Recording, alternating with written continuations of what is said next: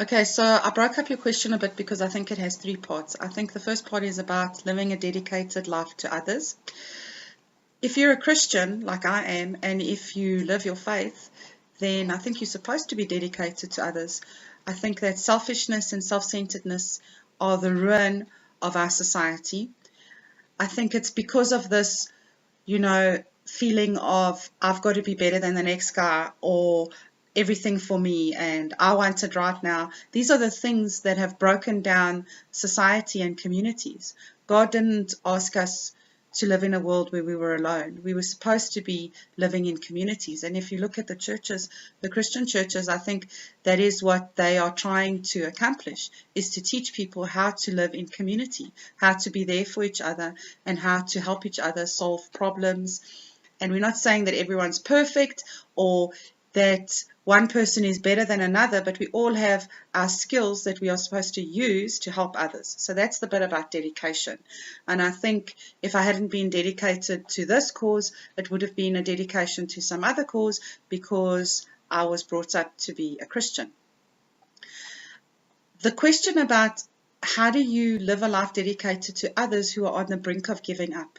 I think part of what I do and what makes the cases that we deal with successful is because we don't give up on people. And we try, I won't say we don't, we try to help people not to give up on themselves. We haven't always been successful, and I recall one of my cases where the lady actually committed suicide, and it was devastating to us because we were there for her and we felt like we had done everything in our power to help her, and it just wasn't enough. And I think those are the really sad cases. But most of the time, what people really want to know and how they want to feel is that somebody cares and that they're not alone. And that's what I try to do. I try to live a life where the people that cross my path, I make them feel that I care about them, because I genuinely do care about them, and I care about their lives, and I care about what's going to happen to them. And I think that's part of what our calling is. What is the one thing that has absolutely kept me fighting to be a survivor? Well, there isn't one thing. Maybe the biggest thing is that I don't like to lose. I think that my self-preservation is such that I want to win. I want to win, and if I give up, and if I let what happened to me as a child and then again as an adult beat me into the ground and turn me into a bitter and twisted and nasty, evil person, then those people win and I lose, and I don't like losing very much.